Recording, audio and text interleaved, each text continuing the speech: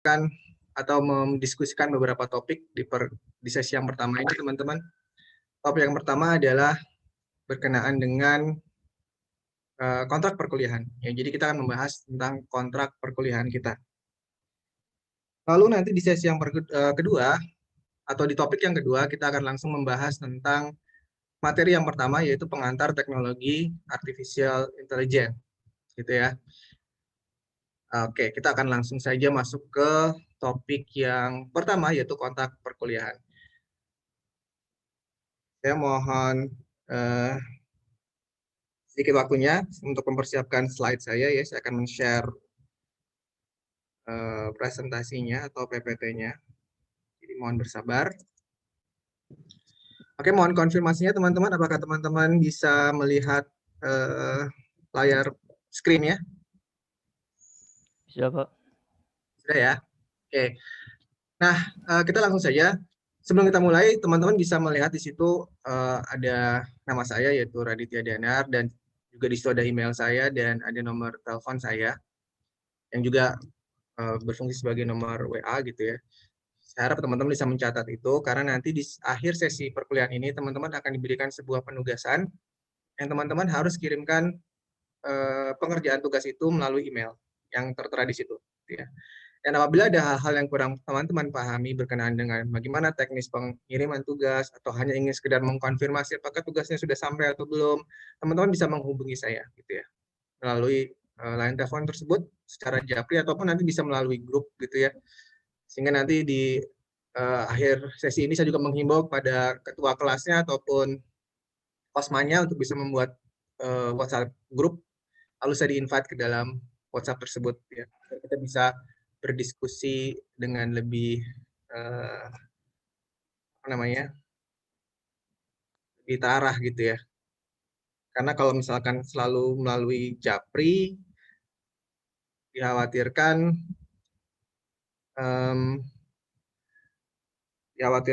yang lain tidak apa namanya? Menangkap informasi tersebut. Kadangkala apa yang ditanyakan oleh teman-teman melalui japri itu sebenarnya hal-hal yang juga perlu diketahui teman-teman yang lain. Jadi alangkah lebih baiknya jika kita memiliki wadah untuk atau semacam forum untuk berdiskusi di sana, biar semuanya bisa mendapatkan informasi tersebut. Baik, kita akan langsung ke sub pokok materi yang pertama di topik yang pertama, yaitu deskripsi mata kuliah kita ya. Nah, perlu teman-teman ketahui bahwa mata kuliah pengantar artificial intelligence itu sifatnya wajib di semester 1 ini. Ya. Karena dia menjadi landasan atau fundamental bagi teman-teman untuk bisa mengikuti mata kuliah atau sebagai prasyarat gitu ya. Bagi teman-teman untuk bisa mengikuti mata kuliah berikutnya, yaitu data analitik, machine learning, dan data mining. Dan pengantar artificial intelligence ini adalah sebagai fundamental ataupun sebagai bisa kita katakan sebagai skill yang mendasar agar teman-teman mampu melanjutkan pada materi-materi yang lebih advance di mata kuliah berikutnya dengan lebih mudah, yaitu data analitik, machine learning, dan data mining. Karena sebetulnya data analitik, machine learning, dan data mining adalah sub atau pokok kajian yang lebih spesifik dari bidang kajian yang lebih umum, yaitu artificial intelligence. Jadi artificial intelligence ini sifatnya umum, dan kalau kita dalami lagi di sana ada sub-sub materi yang lebih spesifik, yaitu data analitik, machine learning, dan data mining.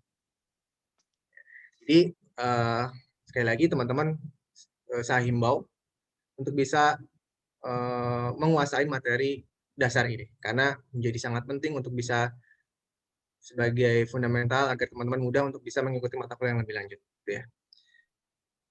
Dan berikutnya teman-teman, kita akan membahas secara ringkas, secara singkat, secara garis besar, apa saja sih yang akan kita pelajari selama kurang lebih 1 semester ke depan. Ya, jadi mata kuliah ini sebenarnya tentang apa sih gitu kan ya. Nah, dari nama mata kuliahnya teman-teman, artificial intelligence itu jika kita definisikan, kita artikan dalam bahasa Indonesia secara singkat, gitu, secara sederhana, itu bisa diartikan sebagai kecerdasan buatan. Artificial itu bisa kita anggap sebagai buatan atau imitasi, sedangkan intelligence itu kecerdasan. Jadi kita bisa definisikan secara sederhana bahwa artificial intelligence itu kecerdasan buatan atau sebuah bidang ilmu yang mempelajari bagaimana kita bisa membuat sebuah aplikasi, baik itu berupa software maupun hardware, yang seolah-olah memiliki kecerdasan seperti kecerdasan yang dimiliki oleh manusia atau makhluk hidup. Ya.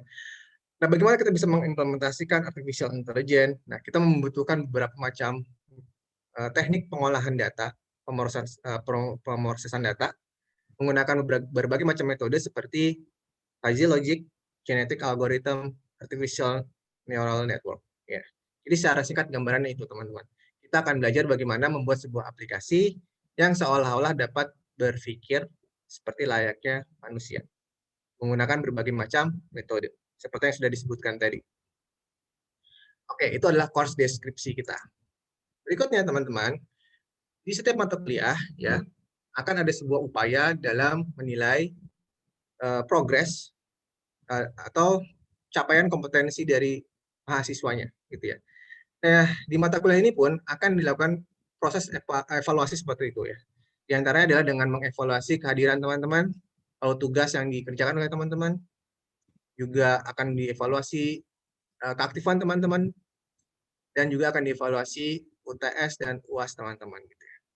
Namun, ada satu hal di sini yang ingin saya titik beratkan, yang biasanya sering disalahartikan oleh teman-teman, yaitu poin yang pertama, poin kehadiran. Nah, poin kehadiran ini, teman-teman, ya, jangan sampai disalahkan arti bahwa dia adalah segalanya, gitu. Jangan sampai disalahkan arti bahwa asal hadir terus, tidak ada bolongnya, teman-teman akan mendapatkan nilai yang bagus, gitu. Jangan memiliki pemahaman seperti itu. Karena sebetulnya kehadiran itu hanya berkontribusi sebesar 10% saja dari keseluruhan poin penilaian, gitu ya. Misalkan teman-teman dalam 16 kali pertemuan hadir terus, itu teman-teman baru mendapatkan kontribusi nilai 10%, gitu ya. Sehingga setelah hadir, banyak hal-hal lain yang harus teman-teman lebih perhatikan daripada hanya sekedar hadir, yaitu menyimak materinya, mengerjakan tugas-tugas yang diberikan secara aktif, juga teman-teman mampu mengerjakan UTS dan UASnya dengan sebaik-baiknya. Karena jika hanya hadir saja, sedangkan yang lainnya diabaikan, tentu teman-teman hanya mendapatkan maksimal nilai 10%. Dan itu kalau dikonversi kepada nilai, itu masih E atau maksimal D, gitu ya. Sehingga saya berharap tidak ada nanti yang komplain di akhir-akhir gitu. Kenapa nilai saya jelek padahal saya sering hadir, Pak, gitu ya. Atau Bu, saya sering hadir. Kenapa nilainya jelek?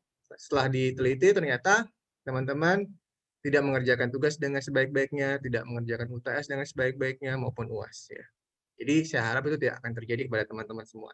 Jadi sekali lagi, kehadiran bukannya tidak penting, sangat penting, tetapi anggaplah kehadiran ini sebagai gerbang awal teman-teman dalam menyerap ilmu ya, sehingga masih banyak ada rangkaian-rangkaian aktivitas yang harus teman-teman lebih perhatikan daripada hanya sekedar hadir.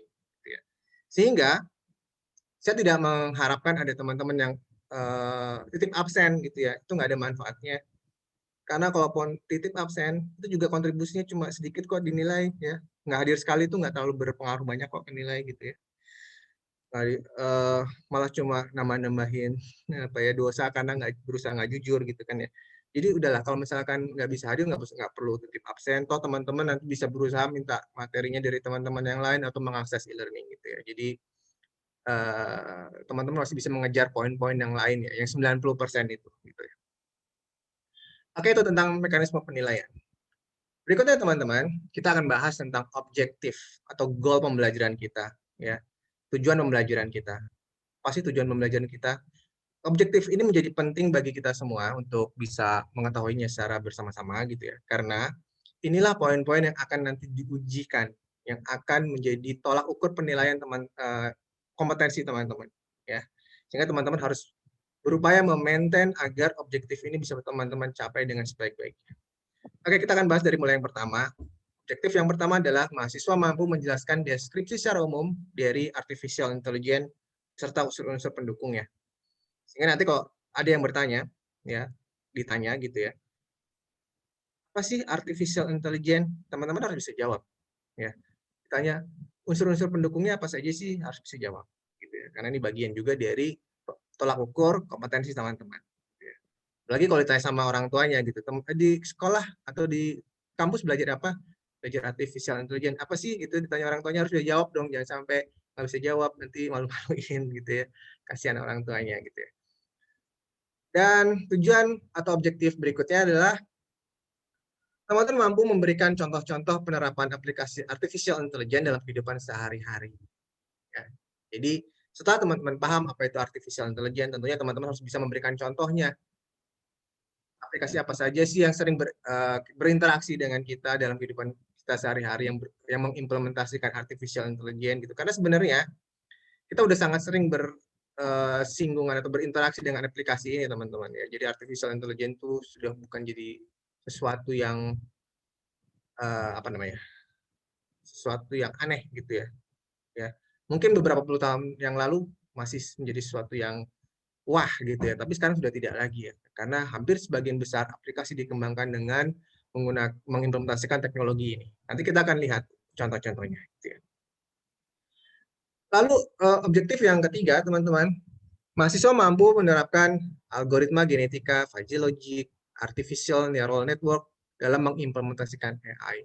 Ini sebenarnya selaras dengan deskripsi mata kuliah kita ya. Jadi untuk mengimplementasikan kecerdasan buatan atau artificial intelligence, kita membutuhkan penerapan metode, diantaranya yang seperti saya katakan tadi ya, genetic algorithm, fuzzy logic, dan ANN atau artificial neural network gitu ya. Nah, sehingga kita harus menguasai metode tersebut untuk dapat mengimplementasikan AI gitu ya. Oke. Setelah kita membahas tentang tujuan perkuliahan kita akan membahas berikutnya adalah topik-topik apa saja sih yang akan kita pelajari secara detail selama kurang lebih 1 semester ke depan. Nah, tentang topik ini, teman-teman, diantaranya akan kita selesaikan dalam 1 pertemuan. Dan beberapa diantaranya mungkin tidak selesai dalam 1 pertemuan, membutuhkan 2 pertemuan dan sebagainya. Gitu ya. Yang jelas, ini hanya gambaran umum topik-topik apa saja yang akan teman-teman pelajari ya kurang lebih 1 semester ke depan gitu ya. Yang pertama adalah kontrak perkuliahan yang sedang kita bahas sekarang ini, dan nanti juga setelah ini kita akan membahas tentang pengantar teknologi artificial intelligence gitu ya. Topik yang kedua, kita akan mempelajari sebuah topik bertemakan representasi pengetahuan. Apa itu representasi pengetahuan? Kita akan belajar apa sih di topik ini? Jadi intinya gini teman-teman, untuk bisa membuat sebuah aplikasi artificial intelligence atau kecerdasan buatan, gitu ya, itu membutuhkan representasi pengetahuan. Layaknya seperti manusia yang dikatakan cerdas, karena dia memiliki basis pengetahuan yang banyak, gitu ya. Nah, sehingga ketika kita ingin membuat sebuah aplikasi yang cerdas pun, kita harus mampu memberikan representasi pengetahuan pada aplikasi tersebut, ya, agar dia cerdas dalam tanda kutip gitu ya. Nah, ini akan kita pelajari bagaimana caranya. Lalu topik yang berikutnya, topik yang ketiga, kita akan mempelajari sebuah topik berjudul reasoning dan semantic network. Gitu ya. Apa yang akan kita pelajari di mata kuliah ini atau di topik ini? Ini masih berhubungan dengan topik yang kedua, yaitu representasi pengetahuan.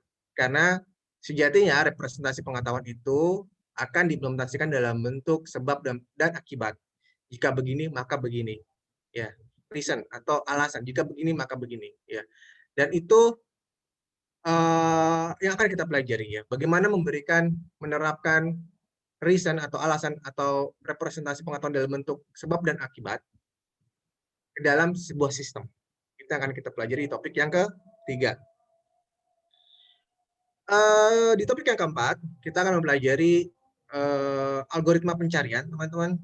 Ini pun selalu masih ada hubungannya dengan topik-topik sebelumnya.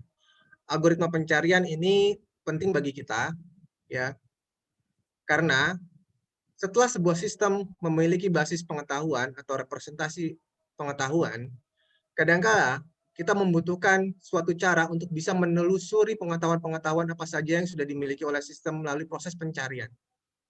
Banyak sekali algoritma pencarian yang bisa diimplementasikan. Nah, di topik inilah yang kita akan pelajari bagaimana cara mengimplementasikan teknik pencarian dalam mendiscovery basis pengetahuan yang sudah dimiliki oleh sistem. Topik berikutnya adalah kita akan mempelajari sebuah tema yaitu ketidakpastian. Nah, apa sih ketidakpastian yang seperti apa sih yang akan kita pelajari? Begini teman-teman, seseorang dikatakan cerdas ketika dia mampu mengambil solusi ketika berhadapan dengan sesuatu yang mengandung ketidakpastian atau ambigu. Ya, contohnya begini, misalkan ada seseorang ya yang memberikan instruksi kepada kita, kemudian mobil ini dengan cepat, gitu ya, atau siram tanaman di kebun dengan air yang banyak, atau kasih makan ikan dengan jumlah yang sedikit, gitu ya. Nah, kata-kata cepat atau banyak atau sedikit itu sesuatu yang tidak pasti.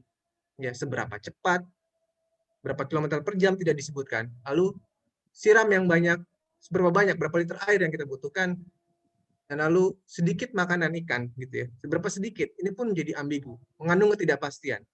Nah, tetapi manusia, karena manusia memiliki kecerdasan, dia mampu mengukur, mampu mengira-ngira gitu.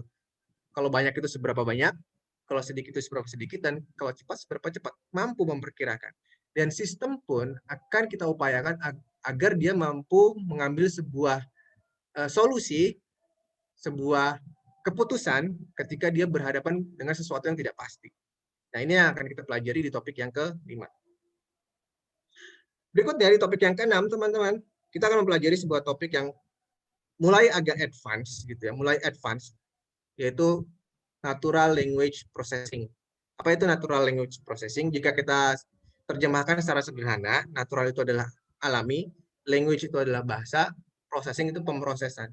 Sehingga kalau kita terjemahkan secara sederhana, natural language processing adalah pemrosesan bahasa alami. Nah, bahasa alami adalah bahasa yang kita gunakan sehari-hari, itu disebut bahasa alami, gitu ya. Seperti memberikan sebuah instruksi seperti yang tadi saya contohkan ya. Kemudikan mobil dengan cepat, itu kan bahasa alami, gitu ya.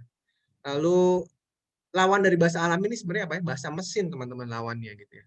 Bahasa mesin itu bahasa ketika zaman-zaman dahulu kala ketika komputer baru ditemukan itu memberi instruksi kepada komputer harus menggunakan bahasa mesin, menggunakan kode biner 0101 seperti itu. Yang dipelajari oleh teman-teman di elektro itu ya. Nah, namun sekarang karena bahasa mesin itu kurang bisa dimengerti oleh manusia, sehingga dikembangkanlah bahasa-bahasa level yang tinggi ya. Bahasa bahasa pemrograman semakin tinggi levelnya itu semakin mudah dipahami gitu ya. Nah, inilah yang akan kita pelajari, bagaimana kita bisa memberikan instruksi kepada komputer dengan bahasa alami, bukan bahasa mesin, gitu ya. Topik berikutnya, topik yang ke-7, fuzzy logic. Ini masih ada hubungannya dengan topik ke-5 dan ke-6. Ya. Oleh karena itu, fuzzy logic dimunculkan, diberikan setelah kita mempelajari topik ke-5 dan topik ke-6. Karena prinsipnya, fuzzy logic ini adalah sebuah metode yang akan kita gunakan untuk mengimplementasikan bagaimana kita berhadapan dengan ketidakpastian dan bagaimana cara mengimplementasikan natural language processing. Nah, fuzzy logic dianggap metode yang sangat powerful dalam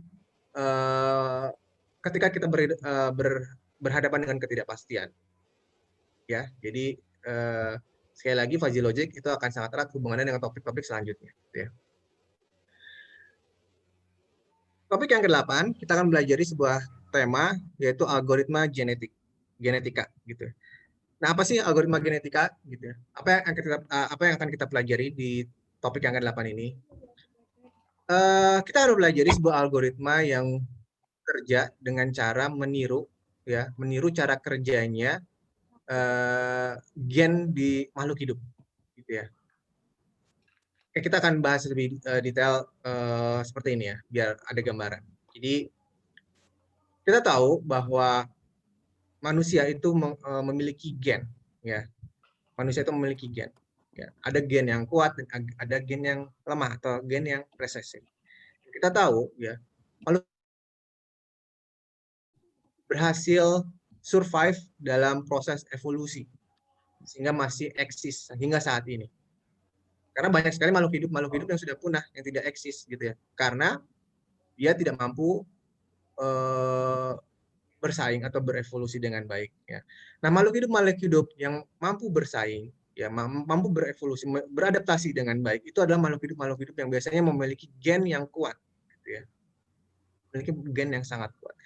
Nah, konsep inilah yang akan coba diadaptasi dalam algoritma genetika. Diadaptasinya analoginya dengan seperti ini teman-teman. Misalkan kita memiliki sebuah permasalahan gitu ya. Permasalahan A lah. Anggaplah permasalahan ini kita namakan permasalahan A. Lalu permasalahan ini memiliki beberapa solusi, alternatif solusi. Misalkan ada 10 alternatif solusi. Dan kita akan mencari beberapa kita akan mencari alternatif solusi yang terbaik atau gen yang terkuat. Ya, jadi kita akan mencari solusi dari beberapa alternatif solusi itu berdasarkan konsep solusi yang terbaik atau gen yang terkuat melalui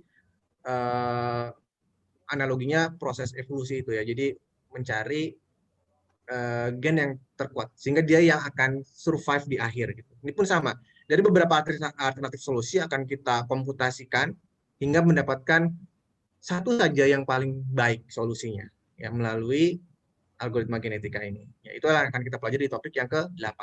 Jadi algoritma yang meniru cara kerja proses evolusi dan genetik di tubuh manusia gitu ya. Lalu topik yang ke-9, kita akan mempelajari sebuah tema yaitu sistem pakar atau expert system. Apa sih sistem pakar atau expert system ini? Jadi sebuah sistem yang dibangun untuk bisa meniru keahlian yang dimiliki oleh seorang pakar.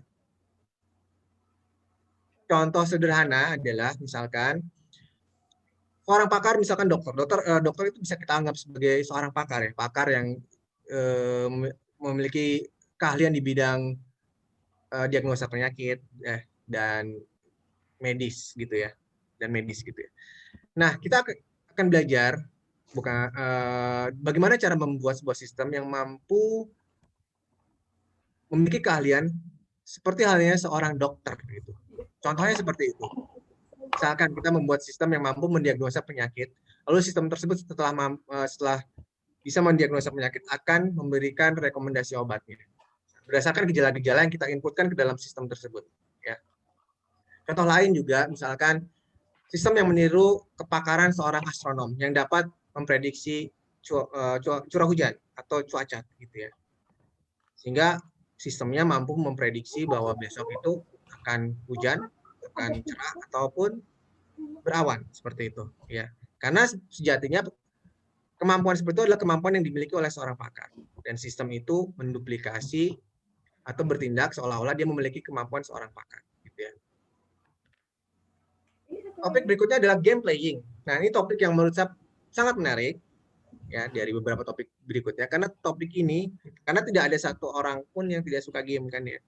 Nah, kita akan belajar bagaimana cara membuat game yang mengimplementasikan konsep artificial intelligence ya.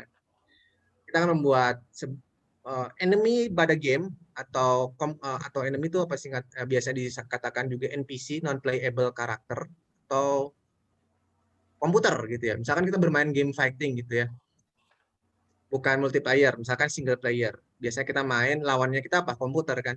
Tapi komputer itu tanpa ada yang mengendalikan, dia mampu menyerang, mampu bertahan, mampu lompat. Bahkan kadang-kadang kita kalah lawan komputer. Berarti si komputer tersebut memiliki kecerdasan seperti manusia. Walaupun tidak ada yang mengendalikan, dia mampu menentukan kapan harus menyerang, kapan harus bertahan, dan lain sebagainya. Nah, ini akan coba kita implementasikan dalam sebuah game. Ya. Kita akan membuat game yang mengimplementasikan enemy komputer. Yang dia mampu menentukan kapan harus menyerang atau attack, kapan harus defense, bertahan, kapan harus patrol, dan sebagainya. Ya. Berikutnya teman-teman, setelah teman-teman mempelajari semua topik-topik di atas, kita akan meramu dalam sebuah project gitu ya. Dan setelah teman-teman belajar dalam membuat project yang sederhana, teman-teman juga akan diberikan sebuah tugas agar teman-teman mampu membuat project sendiri. Nah, inilah beberapa topik yang akan teman-teman dapatkan atau kita pelajari selama kurang lebih 1 semester ke depan. Ya.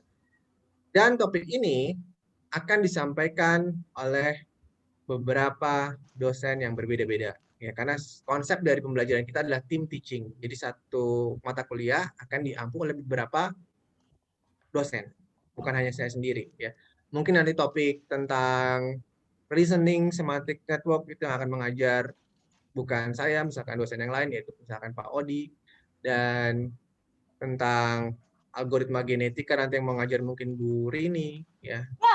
bisa saja nanti tergantung siapa yang akan mengajar, gitu ya. Oke, itu course outline kita selama 1 semester ke depan. Nah, kita akan beranjak bagaimana sih tentang metode pembelajaran kita, teman-teman. Sebelum ke media pembelajaran, kita akan mempelajari dulu metodenya ya.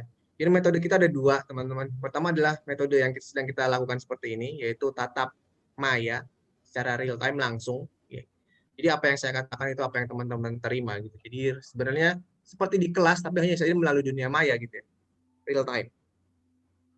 Dan real time ini memiliki keterbatasan, sesinya terbatas, waktunya terbatas gitu ya, dan sehingga saya selalu merecord ya di pertemuan awal di kelas yang lain saya sudah merecord video ini.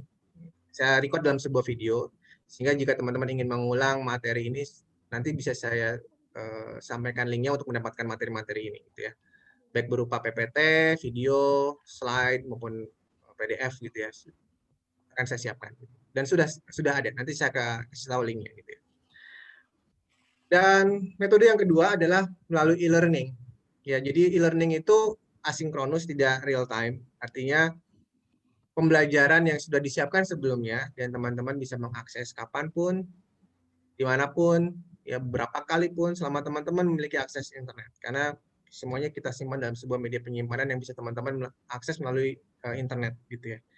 Sehingga di sini teman-teman akan mudah dalam mengulang-ulang materi gitu ya, karena materinya sudah tersimpan di bisa teman-teman akses melalui internet. Berbeda kalau kita tatap muka di kelas gitu ya, apa yang dikatakan oleh guru atau dosen di kelas tidak mungkin bisa diulang lagi. Jadi teman-teman paling bisa mengulangnya melalui apa yang teman-teman catat ketika dosen atau guru tersebut menerangkan. Namun ketika pembelajaran ini direkam, maka teman-teman bisa terus mengulang-ulang dengan pengalaman yang sama ketika teman-teman pertama kali mendengarkan gitu ya. Jadi mudah-mudahan itu bisa membantu meningkatkan pemahaman teman-teman. Oke, itu metode pembelajaran kita. Lalu kita beranjak ke media pembelajaran. Media pembelajaran kita ada 2 yang pokok teman-teman, yaitu yang pertama video tutorial dan yang kedua adalah bahan pembelajaran berupa PPT, dokumen, dan PDF. Jadi kedua bahan pembelajaran ini atau 2 media pembelajaran ini adalah media pembelajaran yang dikembangkan langsung sendiri oleh dosennya masing-masing. Ya, jadi dosennya yang mengembangkan media pembelajaran ini sendiri. Ya. Yang satu berupa video tutorial. Video tutorial itu memiliki kelebihan karena berbasis audio dan visual gitu ya, bukan hanya berbasis teks gitu, sehingga teman-teman akan mendapatkan gambaran yang sangat jelas, terutama pada mata kuliah yang banyak mengandung praktikum gitu ya. Jadi ketika si dosen sedang mempraktekkan mendemokan sebuah software, mengakses sebuah menu, itu teman-teman dapat melihatnya dengan jelas gitu ya. Dan teman-teman bisa ulang berkali-kali. Sebenarnya apa sih menu yang sebelah mana sih gitu ya. Jadi sangat detail gitu ya. Itu kelebihan dari video tutorial. Dan sedangkan media pembelajaran yang berikutnya adalah berupa PPT, Doc, dan PDF. Dan ini pun ada kelebihannya teman-teman. Media pembelajaran dalam bentuk PDF, dokumen, dan PPT itu memiliki format teks yang akan teman-teman mudah untuk bisa copy paste teks tersebut. Sehingga kode-kode program yang nanti teman-teman akan coba, ya itu bisa teman-teman dengan mudah mengambil referensinya dari dokumen-dokumen ini gitu ya. Kalau di video kan mana bisa di copy paste kode program yang ada di teman-teman lihat di video ya, tapi melalui pendukung berupa PPT atau PDF ini teman-teman bisa dengan mudah melakukan menyimak dengan lebih detail ya kode-kode programnya. Jadi 2 media pembelajaran ini saling melengkapi. Jadi teman-teman tidak bisa hanya belajar dari salah satu media ini. Jadi dua-duanya harus teman-teman gabungkan agar mendapatkan hasil yang lebih optimal. Berikutnya adalah berupa pendukung, teman-teman, atau suplemen. Ya, berupa video dan PDF juga, tetapi yang berbeda bahwa suplemen ini adalah berupa video dan PDF yang dikembangkan bukan oleh dosen kita. Melainkan didapatkan dari materi-materi yang sudah ada di internet sana, tapi kita anggap materi yang sangat baik. Sehingga kita rekomendasikan juga kepada teman-teman. Ini sifatnya hanya sekedar suplemen gitu ya. Dan berikutnya, yang keempat adalah diskusi dan tanya jawab. Ini sangat penting, teman-teman. Apalagi ketika kita memang sistem pembelajarannya menggunakan teknologi seperti ini ya. Pembelajaran disampaikan secara maya, lalu melalui e-learning. Kadang-kadang teman-teman jika kadang-kadang kita suka miskoordinasi gitu ya, karena nggak tetap muka langsung gitu, nggak kayak di kelas. Kadang-kadang kita susah untuk diskusi. Nah, sehingga kita membutuhkan sebuah media atau wadah yang bisa menjembatani ini, teman-teman. Ya, ya. Rekomendasi saya sih, teman-teman, salah satu kosmanya gitu ya, membuat wadah atau media untuk bisa kita berdiskusi, yaitu grup WhatsApp gitu ya. Teman-teman nanti bisa bertanya hal-hal yang teman-teman kurang pahami melalui grup tersebut. Ya, karena dari grup tersebut saya juga akan menilai keaktifan teman-teman ya. Dan juga saya akan berupaya membantu kesulitan yang dihadapi oleh teman-teman ya. Oke, dan teman-teman akan dievaluasi melalui beberapa macam teknik evaluasi, yaitu latihan mandiri dan tes formatif. Latihan mandiri ini biasanya sifatnya adalah tes tertulis, esai, ataupun praktikum gitu ya. Sedangkan tes formatif sifatnya adalah pilihan ganda. Sehingga kedua model ini memiliki karakter yang berbeda. Ya, karakter berbedanya gimana? Ya karena latihan mandiri itu lebih banyak teman-teman esai dan praktikum. Dan juga akan dinilainya membutuhkan waktu. Ya, jadi akan diperiksa satu persatu oleh dosennya. Sehingga teman-teman untuk mendapatkan feedback itu membutuhkan waktu. Sedangkan untuk tes formatif, ya teman-teman akan bisa langsung mendapatkan hasilnya karena sifatnya pilihan ganda. Begitu teman-teman selesai mengerjakan tes formatif, teman-teman akan langsung mendapatkan nilainya karena langsung dikoreksi oleh sistem. Pilihan ganda itu bisa dikoreksi oleh sistem. Sedangkan untuk latihan mandiri membutuhkan waktu karena harus dikoreksi langsung oleh dosen. Oke, itu tentang metode pembelajaran kita, teman-teman. Berikutnya adalah referensi buku atau bahan ajar yang saya gunakan sebagai referensi. Ada beberapa, sebenarnya banyak ya. Saya hanya sampaikan beberapa saja. Yang pertama adalah buku berjudul Artificial Intelligence, Teknik dan Aplikasi. Diterbitkan oleh Geraha Ilmu ya, yang ditulis oleh Bu Dr. Sri Kusuma Dewi. Ya. Lalu referensi berikutnya adalah buku berjudul Artificial Intelligence, Searching, Reasoning, Planning, dan Learning. Yang diterbitkan oleh Informatika, yang ditulis oleh Bapak Suyanto MSc. Dan juga Artificial Intelligence A to Z, Learn How to Build an AI, yang dikarang oleh orang Rusia, ini kalau nggak salah ya, Karl Eremenko. Dan ini tidak wajib bagi teman-teman. Ya, teman-teman bisa menggunakan buku referensi apapun ya dari manapun selama memang buku itu membahas tentang artificial intelligence. Jadi nggak wajib teman-teman harus cari buku-buku ini gitu ya. Buku apa saja asal berkenaan dengan artificial intelligence itu bisa teman-teman gunakan karena antara satu sumber referensi dengan sumber referensi yang lain biasanya membahas sesuatu yang mirip gitu ya. Jadi teman-teman tetap bisa gunakan. Ya, itu tentang referensi ya teman-teman. Nah, mekanisme evaluasi tadi sudah saya sampaikan ya, ada kehadiran, keaktifan tugas UTS dan UAS. Sekali lagi saya ingin tekankan lagi di masalah kehadiran itu bukan hal yang paling utama gitu ya. Dia hanya berkontribusi 10% saja. Jadikanlah kehadiran sebagai gerbang utama teman-teman untuk bisa menyerap ilmu dan mengerjakan aktivitas-aktivitas yang lainnya, yaitu tugas, UTS, UAS, dan tentunya keaktifan gitu ya. Oke, nah karena teman-teman di mata kuliah ini pada prinsipnya adalah mata kuliah yang membahas bagaimana cara membuat sebuah aplikasi agar memiliki kecerdasan seperti yang dimiliki manusia gitu ya. Maka kita membutuhkan sebuah sarana. Untuk bisa membuat aplikasi itu kan membutuhkan sarana.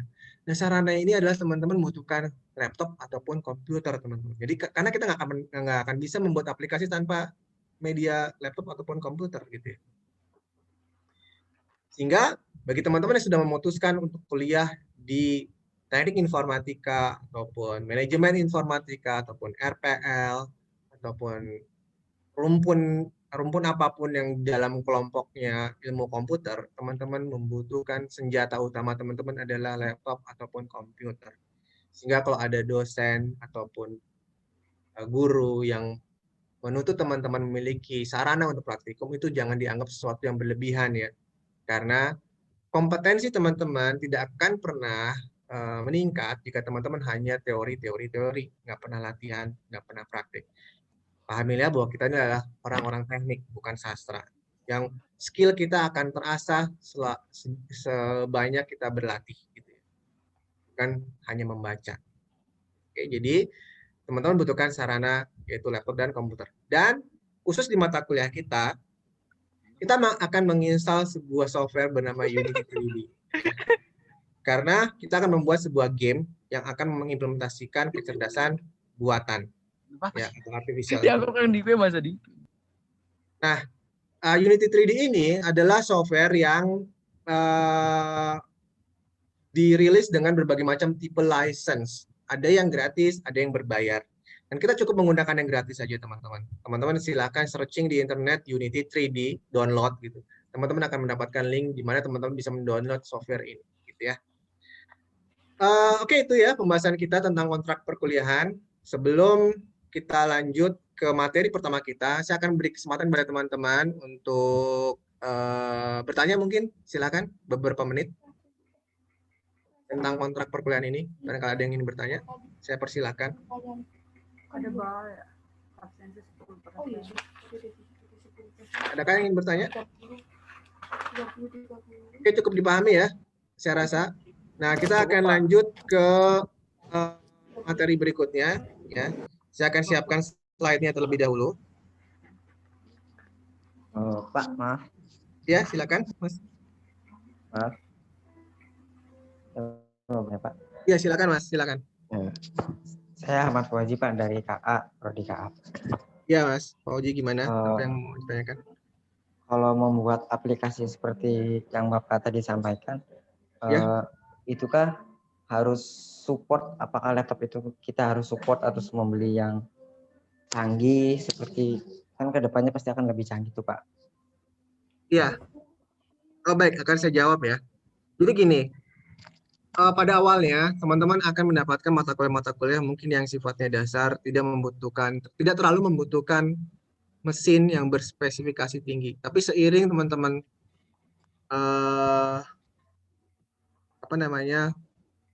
sampai ke tingkat-tingkat yang lebih lanjut, tentu teman-teman akan mempelajari mata kuliah yang advance dan membutuhkan juga software-software yang semakin berat. Ya, karena memang teknologi komputer maupun informatika ini berkembang dengan sangat-sangat pesat gitu ya, dan software-software yang bermunculan juga semakin membutuhkan resources yang semakin besar gitu ya. Dan ini juga memang sedikit banyak menjadikan kendala di masa pandemi ini, karena kalau sebenarnya tidak pandemi, kami menyediakan lab dengan spesifikasi yang mencukupi teman-teman untuk bisa berlatih ya. Tapi apa mau dikata gitu, sekarang memang kejadiannya seperti ini, kita sedang mengalami pandemi, kita semua masih berjuang melawan pandemi, sehingga memang mau tidak mau teman-teman dihimbau untuk bisa mempersiapkan sarana dan prasarananya. Tapi di awal-awal perkuliahan sepertinya teman-teman bisa memanfaatkan mesin yang tidak terlalu membutuhkan spesifikasi yang tinggi. Nah, tadi saya sebutkan bahwa Unity 3D itu mengeluarkan beberapa macam rilis ya, ada yang versi gratis free dan ada yang berbayar, dan tentunya yang versi gratis dan berbayar itu memiliki fitur yang berbeda. Dan di versi yang gratisnya sendiri pun itu telah melalui berbagai macam rilis, ada yang versi 1.5, 5.1 sampai akhirnya sekarang 2019 ya. Saya belum dengar ada yang 2020, ya mungkin sudah ada tapi saya belum cek gitu ya. Sehingga teman-teman bisa menyesuaikan, pilih versi-versi yang tidak terlalu terkini gitu ya. Misalkan Unity 5.1, Unity 3D tapi yang versi 5.1 gitu ya. Itu secara fitur tidak terlalu jauh berbeda dengan Unity yang versi terbaru ya. Tapi tidak terlalu membutuhkan spesifikasi komputer yang terlalu tinggi. Ya, saya rasa di Pentium Core i3 itu sudah bisa gitu ya. Mungkin itu bisa menjawab ya Mas Fauzi ya, atau gimana? Iya, Pak. Terima kasih, Pak. Ya. Ada lagi yang ingin bertanya? Saya persilakan. Oke, cukup ya. Kita akan lanjutkan ke materi berikutnya. Saya akan share dulu ya. Mohon sebar.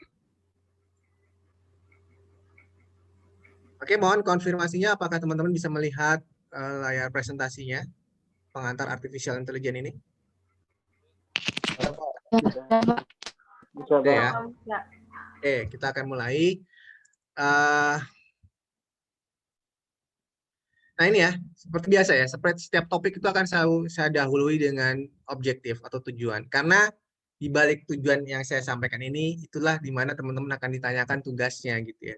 Jadi kalau teman-teman menyimak tujuan ini, nanti teman-teman bisa fokuskan untuk memberikan perhatian yang lebih terhadap hal-hal ini. Karena itu akan ditanyakan di tugas gitu ya. Oke, objektif yang pertama. Mahasiswa memahami definisi dari kecerdasan buatan. Sehingga teman-teman harus bisa menjelaskan kecerdasan buatan itu apa. Itu akan ditanya gitu ya, di tugasnya. Berikutnya, teman-teman memahami mengapa kecerdasan buatan itu sangat penting sebagai cabang dari teknologi informasi maupun di kehidupan manusia. Ya, harus bisa menjelaskan kenapa kecerdasan buatan ini penting. Ya. Karena sejatinya teknologi AI ini atau artificial intelligence ini itu muncul karena adanya kebutuhan, teman-teman. Bukan muncul dengan sendirinya. Orang-orang buat pasti karena dia butuh gitu ya. Nah, teman-teman harus menjelaskan ya. Sebenarnya mengapa jadi penting? Mengapa orang-orang menjadi butuh gitu ya. Lalu, teman-teman bisa memberikan contoh-contoh aplikasi yang dikembangkan dengan mengimplementasikan artificial intelligence. Ya, contoh-contohnya apa? Teman-teman harus bisa menyebutkan. Itu beberapa hal yang akan ditanyakan. Lalu, teman-teman mampu atau memahami perbedaan antara kecerdasan alami dengan kecerdasan buatan. Kecerdasan alami adalah kecerdasan yang dimiliki makhluk hidup seperti kita ataupun makhluk hidup yang lain. Itu disebut kecerdasan alami, kecerdasan yang dianugerahi langsung oleh Allah atau Tuhan kepada makhluknya. Gitu ya. Sedangkan kecerdasan buatan adalah kecerdasan yang kita buat, kita upayakan untuk buat, kita upayakan agar sebuah aplikasi yang kita buat seolah-olah memiliki kecerdasan seperti manusia. Ini bukan sama ya, seolah-olah gitu ya. Karena tidak akan pernah bisa kita membuat sesuatu yang sesempurna makhluk hidup ya, karena itu hanya bisa diciptakan oleh Allah gitu ya. Baik, itu tujuan atau objektif kita. Sebelum kita beranjak ke definisi kecerdasan buatan atau artificial intelligence, kita akan mencoba membahas tentang definisi cerdas dulu secara umum, teman-teman. Ya, cerdas itu apa sih gitu ya. Nah, seseorang dikatakan cerdas atau makhluk hidup dikatakan cerdas apabila dia memiliki kemampuan dalam memahami sesuatu dengan tepat.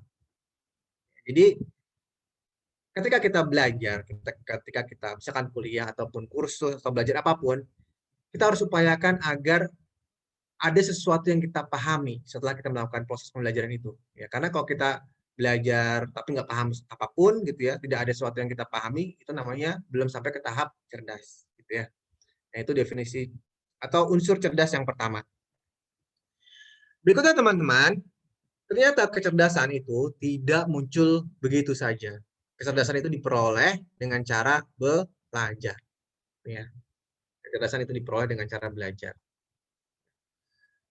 Seorang nggak akan tiba-tiba pinter begitu aja tanpa belajar. Ya, tidak akan cerdas begitu saja tanpa belajar. Nah, dan setelah itu tingkat selanjutnya, setelah dia belajar, setelah dia memiliki pemahaman tentang sesuatu, maka kita pun dituntut untuk dapat memecahkan masalah dari apa yang kita pahami, dari ilmu yang kita miliki gitu ya. Karena kalau kita memiliki ilmu tetapi kita tidak bisa menggunakan ilmu itu sebagai senjata kita dalam memecahkan masalah, maka juga tidak dikatakan mencapai level cerdas gitu ya. Contohnya gini, misalkan kita belajar menjadi montir gitu ya, atau teknisi komputer lah gitu, atau montir motor gitu ya. Nah, ketika kita berhadapan ada komputer yang rusak atau motor yang butuh diservis, maka kita harus bisa memecahkan permasalahan itu. Ya, kalau kita tidak bisa, maka kita tidak teruji kecerdasannya, gitu ya. Nah, berikutnya, level cerdas berikutnya adalah mampu merespon perubahan situasi dan kondisi di lingkungan. Artinya responsif ataupun adaptif terhadap perubahan yang terjadi. Sebagai contoh gini ya, kita ditugasi ya untuk menjaga rumah ya. Maksudnya menjaga itu ya merawat semua yang ada di dalam rumah. Mengasih makan ikan, lalu menyiram tanaman. Saya selalu memberikan contoh itu ya karena saya memang hobi ngurus ikan, ngurus tanaman gitu. misalkan kita disuruh dititipin rumah seperti itu, dan kita diminta juga untuk mengurusi tanaman-tanaman agar tidak kering atau ikan-ikan agar tidak kelaparan gitu ya. Tentu kita juga harus mampu merespon perubahan yang terjadi. Misalkan hari hujan gitu ya, jangan sampai kita tetap nyiram dengan intensitas air yang sama ketika hari kering gitu. Maka kita dikatakan tidak bisa merespon perubahan yang terjadi di lingkungan kita atau tidak adaptif. Hujan lebat masih aja nyiram gitu ya. Atau sebaliknya, seharian kering nyiramnya sedikit. Nah, itu berarti tidak cerdas. Kita tidak mampu beradaptasi dengan perubahan yang terjadi. Nah, ini adalah level cerdas juga ya. Jadi, teman-teman harus mampu merespon perubahan yang terjadi di lingkungan. Oke. Berikutnya, ini sama ya, ini saya lewat aja. Lalu level berikutnya adalah dapat mengenali elemen penting pada situasi tertentu. Nah, ini adalah kemampuan menganalisa namanya. Dapat mengenali elemen penting pada situasi tertentu. Ini kemampuan menganalisa. Contohnya gini. Misalkan seseorang ahli astronom ya, diminta untuk bisa memprediksi cuaca ataupun curah hujan 3 hari ke depan dari hari ini. Ya. Maka agar dia mampu memprediksi dengan tepat, dia harus bisa mengidentifikasi elemen-elemen atau unsur-unsur apa saja yang mempengaruhi cuaca. Tanpa dia bisa mengidentifikasi elemen-elemen yang mempengaruhi cuaca, maka dia tidak akan pernah bisa memprediksi 3 hari kemudian itu hujan atau tidak hujan. Gitu ya. Nah, inilah kemampuan menganalisis. Jadi kita harus mampu menganalisis elemen-elemen yang mempengaruhi sesuatu. Sesuatu ini adalah permasalahan yang sedang kita hadapi. Ya. Contohnya kalau memprediksi hujan misalkan, kita harus tahu kelembaban udara saat ini, ya, atau arah mata angin saat ini, kecepatan mata angin saat ini, suhu udara misalkan gitu ya, dan lain sebagainya. Mungkin itu mempengaruhi cuaca. Ya. Contoh yang lain misalkan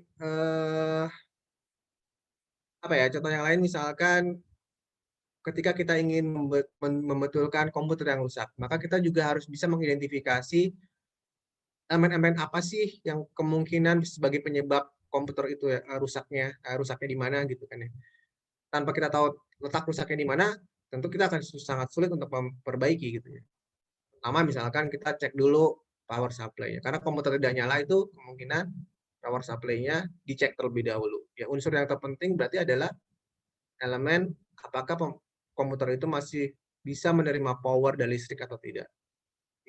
Oh ternyata tidak, berarti yang bermasalah adalah power supply. Ternyata kalau power supply-nya tidak ada masalah, berarti baru ke elemen-elemen yang lain secara bertahap, sehingga nanti ditemukan ternyata yang menyebabkan kerusakan adalah misalkan ternyata hard disk-nya yang bad sector ataupun apa gitu ya. Ini kemampuan menganalisis itu juga sebagai level cerdas. Dan ini teman-teman juga hal-hal yang akan kita coba tularkan kepada aplikasi yang akan kita buat, sehingga aplikasi itu menjadi seolah-olah memiliki kecerdasan gitu ya. Nah, setelah kita mengetahui definisi cerdas secara umum, kita baru sekarang akan membicarakan definisi artificial intelligence. Jadi ada beberapa definisi yang diungkapkan oleh beberapa ahli, teman-teman. Kita akan bahas beberapa di antaranya. Ya. Yang pertama adalah menurut Rich yang dikemukakan pada tahun 1991. Kecerdasan buatan adalah sebuah studi tentang bagaimana membuat komputer mengerjakan sesuatu yang dapat dikerjakan manusia. Ini definisi yang sangat sederhana. Jadi asal kita bisa membuat sebuah komputer sehingga komputer tersebut mampu mengerjakan sesuatu seperti apa yang dikerjakan manusia, maka kita sudah berhasil membuat aplikasi yang cerdas. Contohnya misalkan ya, kita mampu membuat sebuah robot yang mampu menyiram tanaman lagi gitu ya. Robot yang mampu menyiram tanaman dan dia mampu memperkirakan berapa jumlah air yang harus disiramkan. Dia mampu mendeteksi kelembaban udara ya.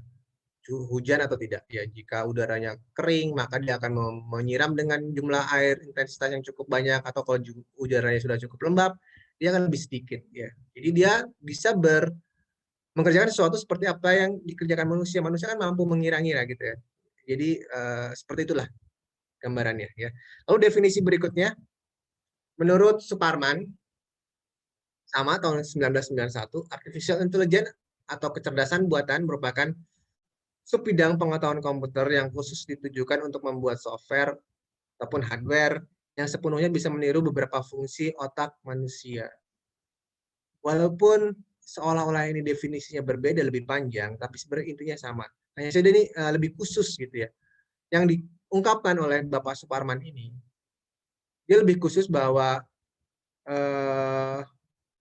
komputer adalah sebuah media atau sebuah tools yang digunakan untuk mengembangkan software ataupun hardware. Jadi lebih spesifik software ataupun hardware gitu ya. Yang bisa meniru cara kerja otak manusia. Jadi fokusnya ke otak gitu ya. Karena teman-teman yang membuat kita menjadi cerdas itulah otak. Pada dasarnya seperti itu ya, karena di otak kita terdiri dari miliaran sel saraf yang saling terhubung antara satu sel saraf dengan sel saraf yang lain. Dan setiap sel saraf itu akan memberikan stimulan berupa informasi yang disebarluaskan ke sel saraf yang lain ya. Sehingga akan membentuk sebuah basis informasi gitu. Dan inilah yang coba ditiru ya dalam software kecerdasan buatan. Bagaimana membuat software yang bisa meniru cara kerja sel saraf di otak manusia. Ini sebenarnya nanti kita akan mempelajari ini di materi Artificial Neural Network atau kecerdasan saraf tiruan ya. Nah, itu meniru cara kerja jaringan saraf tiruan, jaringan saraf di otak manusia. Jadi jaringan saraf tiruan, Artificial Neural Network. Bagaimana kita bisa meniru cara kerja saraf di otak manusia. Nah, definisi berikutnya, artificial intelligence yang dikemukakan oleh Dr. Sri Kusuma Dewi adalah salah satu bagian dari ilmu komputer yang membuat agar mesin komputer dapat melakukan pekerjaan seperti dan sebaik yang dilakukan oleh manusia. Jadi di sini penekanan adalah sebaik. Jadi kalau masih ada bug-bugnya itu ya mungkin tingkat kecerdasannya belum sempurna ya. Jadi definisi dari Ibu Sri Kusuma Dewi ini adalah menekankan kepada sebaik yang dilakukan oleh manusia. Ya, jadi kalau misalkan membuat mesin cuci yang cerdas, ya hasilnya adalah pakaian yang rapih, yang bersih seperti kalau dicuci oleh manusia, gitu ya. Kira-kira seperti itu. Nah, kita bisa melihat di sini teman-teman bahwa ternyata artificial intelligence adalah bagian dari ilmu yang sedang kita geluti ya, yang teman-teman pilih, yaitu ilmu komputer maupun teknik informatika maupun manajemen informatika itu rumpun ya teman-teman. Jadi teman-teman seharusnya lebih bisa menguasai bidang keilmuan ini dibandingkan teman yang kuliah di jurusan yang lain gitu ya. Dan untuk itu teman-teman harus berusaha dengan sebaik-baiknya untuk bisa membuat aplikasi ini ya, minimal yang sederhana lah gitu ya. Nanti teman-teman tingkatkan di semester-semester yang lebih lanjut ya.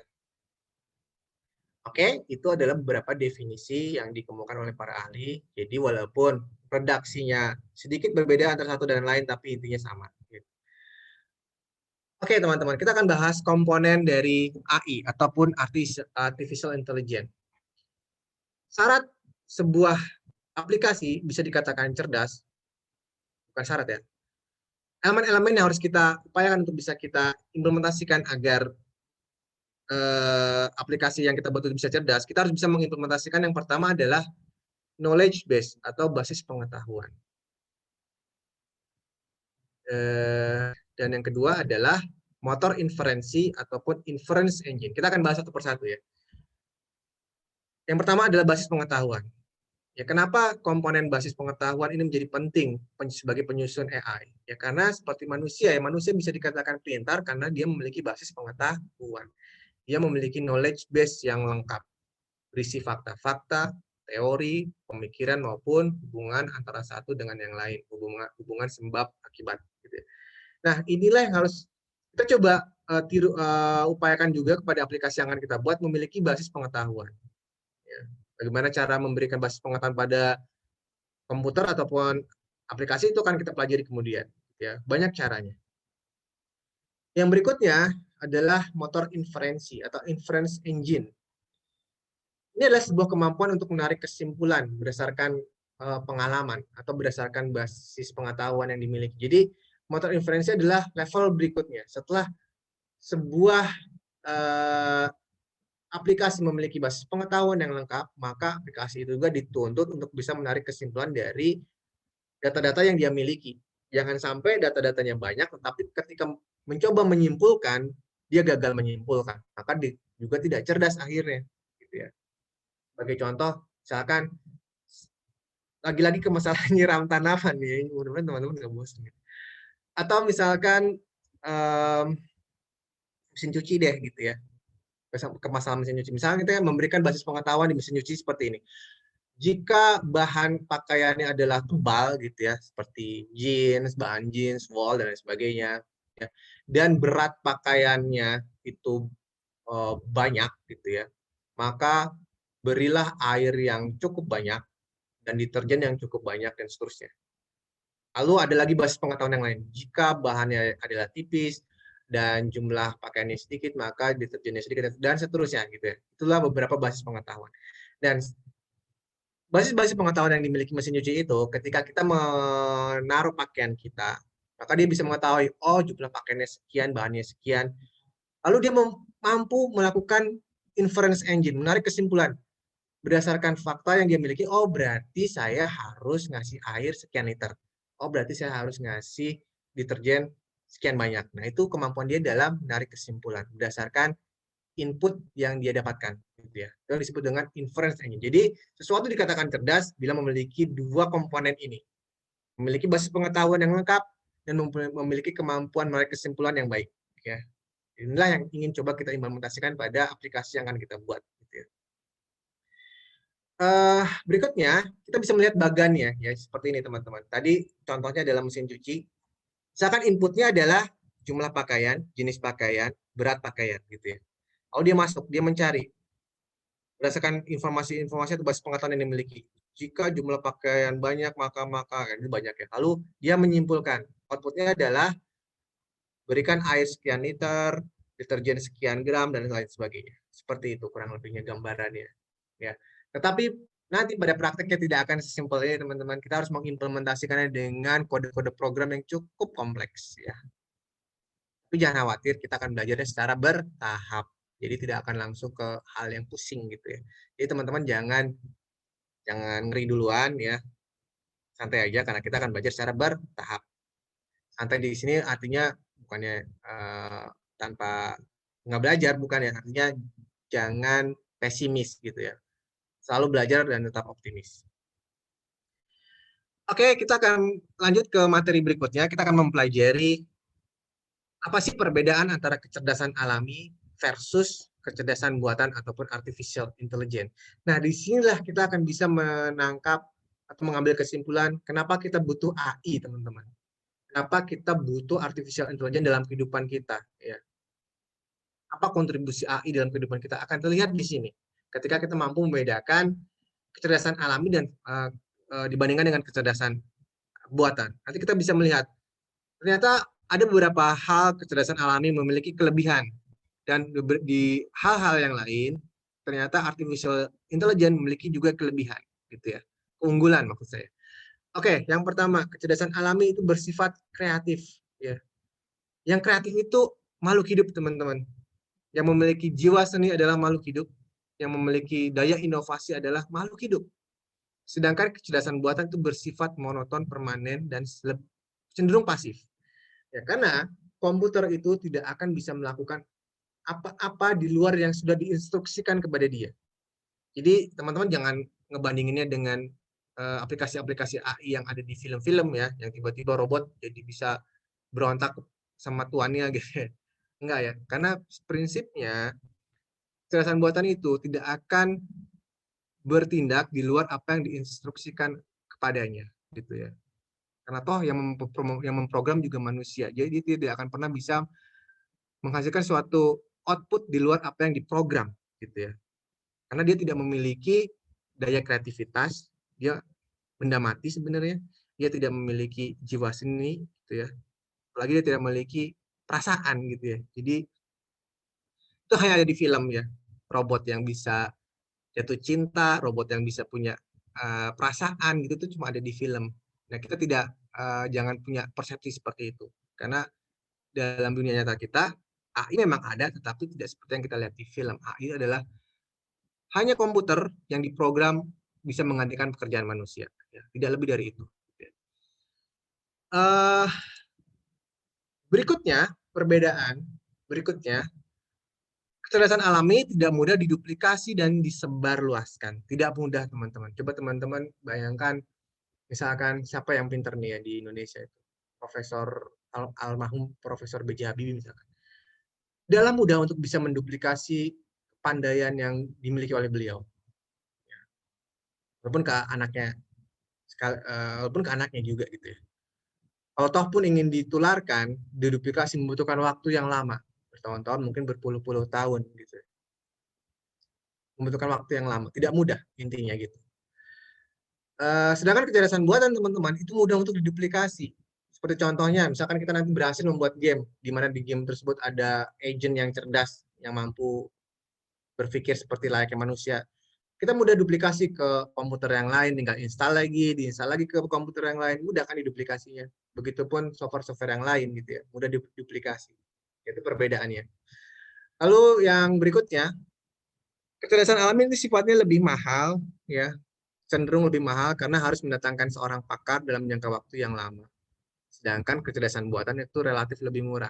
Kita bayangkan saja gini teman-teman.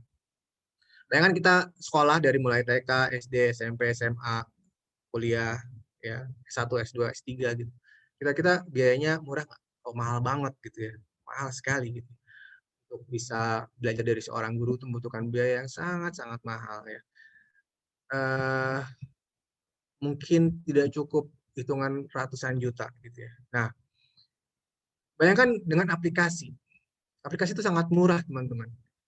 Banyak sekali aplikasi yang bisa kita unduh dengan gratis di Google Play Store. Padahal aplikasi-aplikasi saat ini hampir semuanya itu mengimplementasikan AI, teman-teman.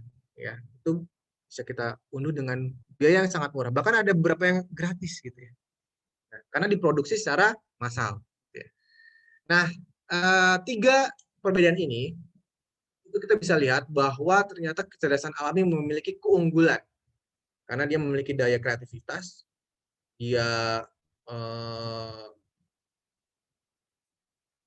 basis knowledge-nya sangat banyak sehingga sulit untuk diduplikasi dan mahal gitu ya.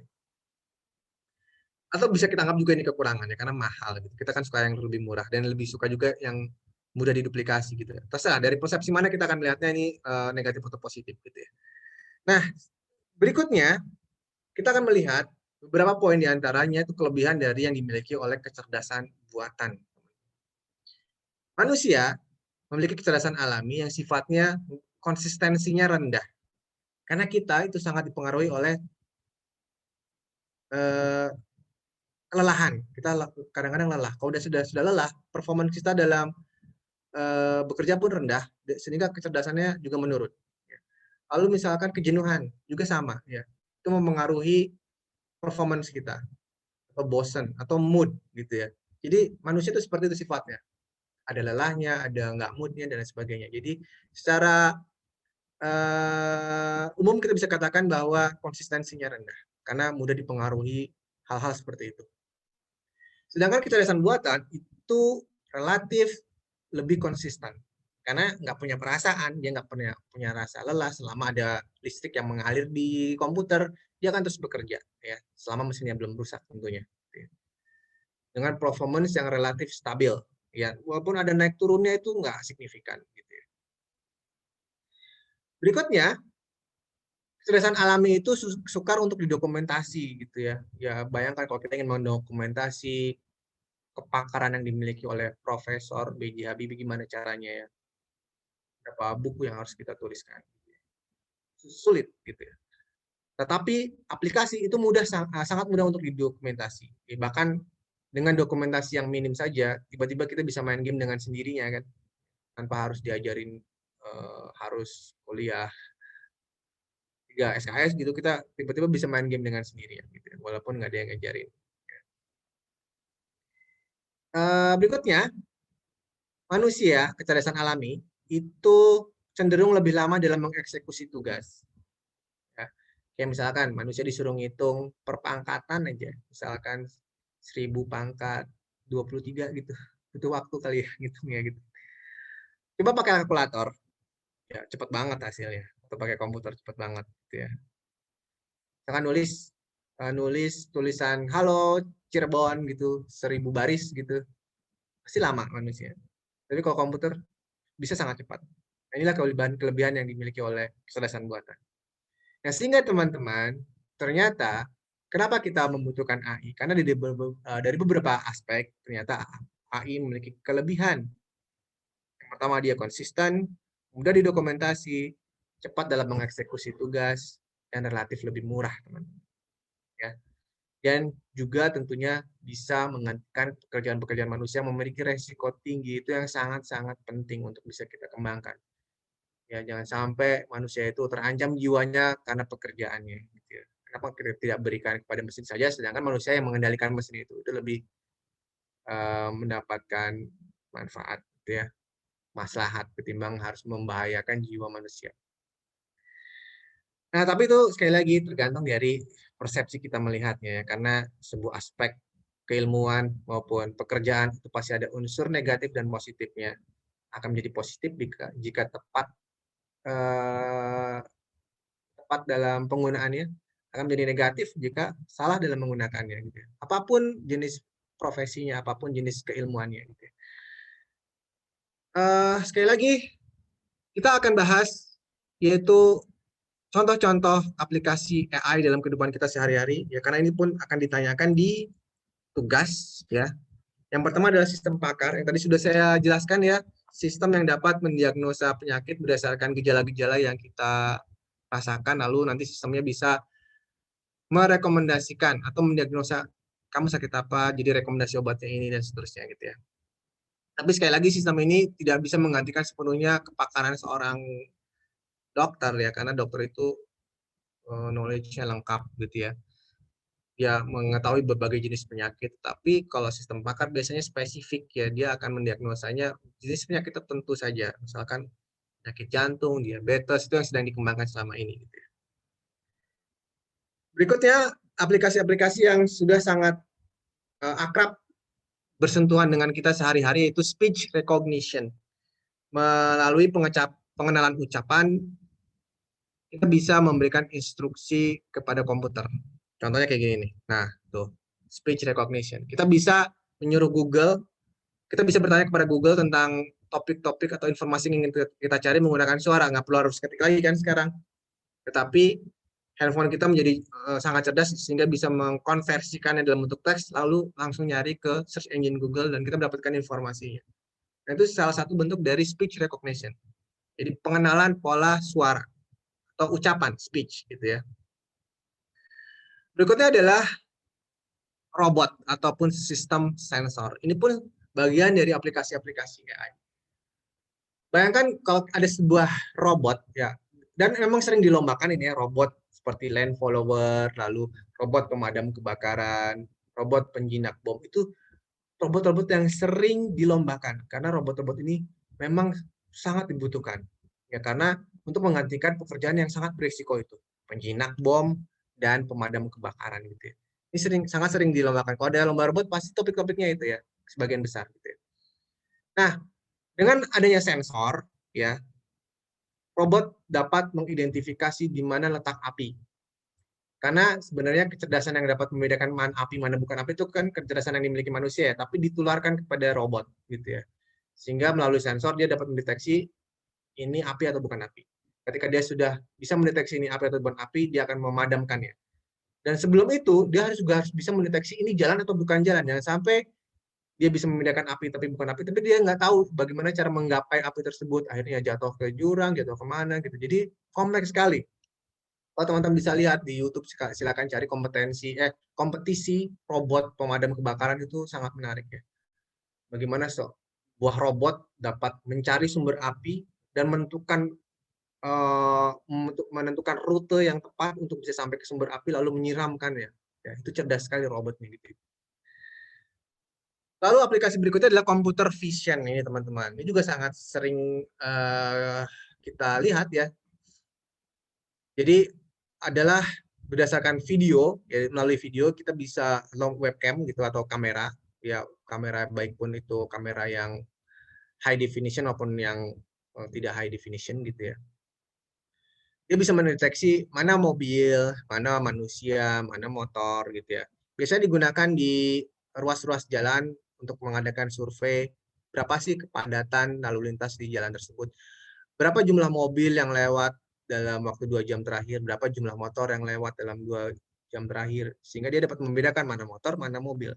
Ya, kalau tidak cerdas dia nggak akan bisa membedakan mana motor, mana mobil, sehingga dia akan menghasilkan output yang tidak tepat.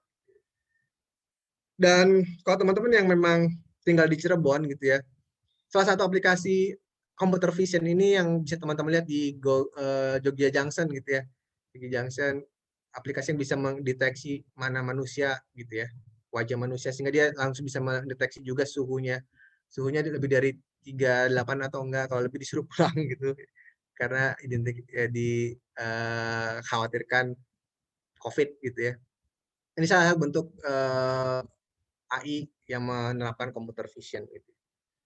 Lalu face recognition atau pengenalan pola wajah. Wah, ini udah sering sekali kita gunakan ya. Kita bisa memprotek handphone kita biar hanya bisa dibuka oleh kita dengan mengenali pola wajah kita. Kalau yang buka bukan kita ya, dia akan nggak mau dibuka handphonenya. Ya, padahal bisa jadi dibuka kalau kita bawa foto orang yang punyanya gitu ya.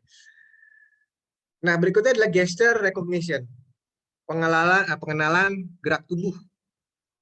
Ini juga sering kita jumpai di wahana-wahana game seperti time zone maupun yang lain gitu, yang besar-besar gitu ya. Kita bisa bermain game hanya menggunakan instruksi gerak tubuh kita.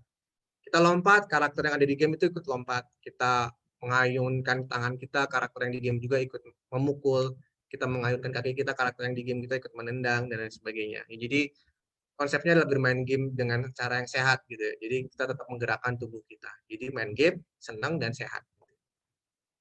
Itu banyak di wahana-wahana sekarang. Nah, berikutnya adalah game playing.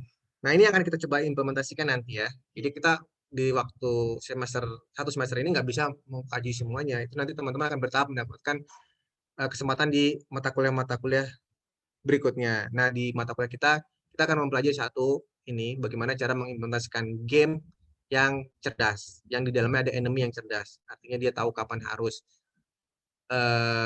menyerang, bertahan maupun menghindar, dan dia tahu bagaimana dia bisa dari satu titik menuju titik yang lain tanpa nyasar gitu ya.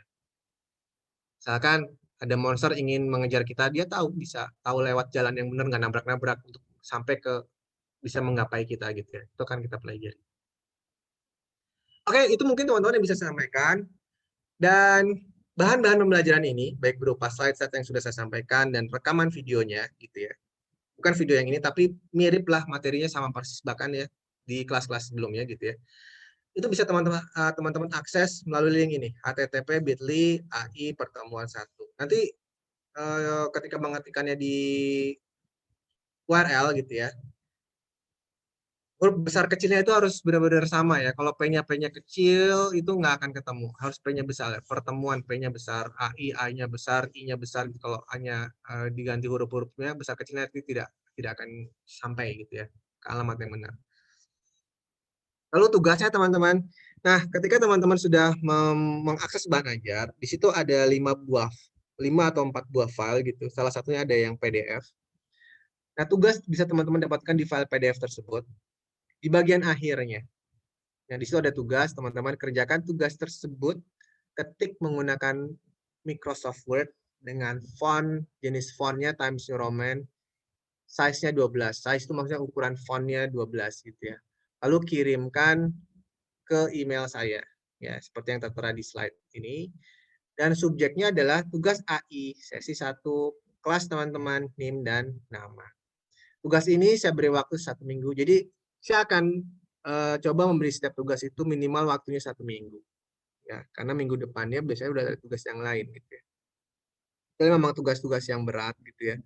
Seperti proyekan gitu mungkin akan saya berikan waktu yang lebih lama. Tapi untuk tugas-tugas yang simpel seperti ini, teman-teman akan diberi waktu 1 minggu. Saya rasa 1 minggu sangat-sangat cukup. Bahkan tadi di kelas sebelumnya saya kasih siang gitu ya, sore udah ngirim gitu ya, karena sangat mudah tugasnya. Dan oh ya, nanti di email nanti ya teman-teman, agar nggak masuk ke spam. Tadi saya banyak yang emailnya ternyata masuk ke spam. Itu karena teman-teman tidak memberikan konten di emailnya. Jadi teman-teman cuma ngasih subjek lalu apa namanya, meng-attach file, tapi emailnya kosong gitu ya. Jadi itu ternyata dianggapnya spam. Jadi sebaiknya sih teman-teman tidak kosongan gitu. Manfaatkanlah kontennya untuk menuliskan nama teman-teman, kelasnya teman-teman, lalu NIM-nya. Ya, minimal ada kontennya agar tidak dianggap sebagai spam. Oke ya, mungkin itu yang bisa saya sampaikan sebelum saya akhiri. Barangkali ada sesuatu yang ingin teman-teman tanyakan, saya persilahkan. Oke. Pak, izin bertanya, Pak. Ya, silakan Mas. Untuk mengetahui bug pada sebuah AI itu kayak gimana, Pak? Bug pada sebuah AI. Artinya ketika AI-nya sudah dibuat gitu ya, ada bug atau enggak. Jadi tergantung tujuannya.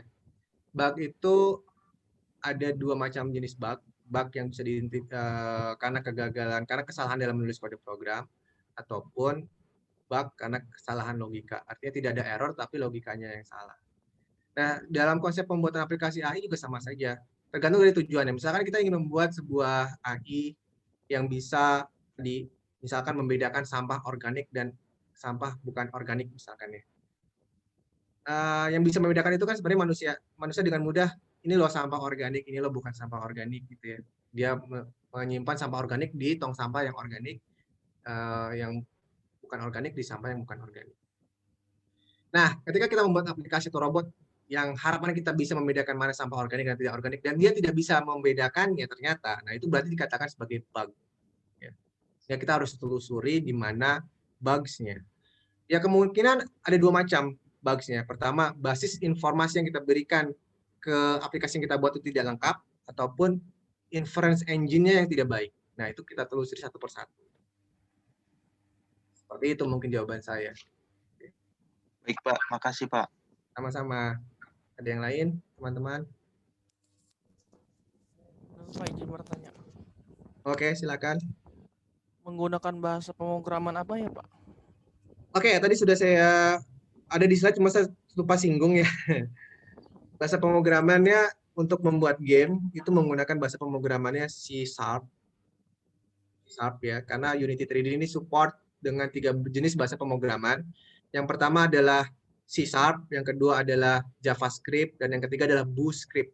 Tetapi ketika kita mengakses situs Unity 3D-nya, itu dia merekomendasikan C#, karena dianggap yang paling powerful. Sehingga kita akan menggunakan itu, teman-teman. Ya. Dan itu sudah terintegrasi. Ketika teman-teman menginstal Unity 3D, itu sudah siap pakai C# ya. Jadi nggak 2 kali kerja. Mungkin itu yang bisa saya jawab. Kira-kira terjawab tidak, Mas? Terjawab, Pak. Oke. Gimana teman-teman? Ada pertanyaan yang lain? Cukup, Pak. Oke, cukup ya. Dan waktunya pun sudah pukul 8 ya. Oke, saya mohon grupnya bisa dibuat agar ketika teman-teman ingin berdiskusi atau bertanya bisa melalui grup tersebut, dan nanti saya di-invite ke grup tersebut. Oke, mungkin itu yang bisa saya sampaikan dalam pertemuan kali ini. Terima kasih atas perhatiannya. Mohon maaf apabila ada hal yang kurang berkenan.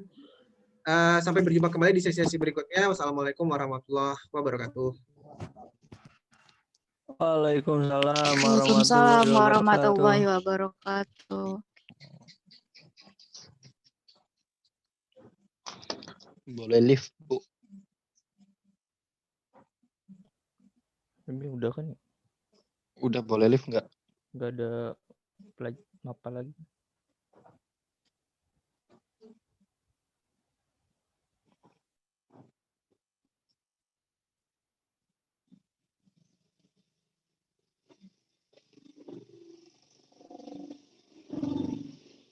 Ibu kita nggak masuk.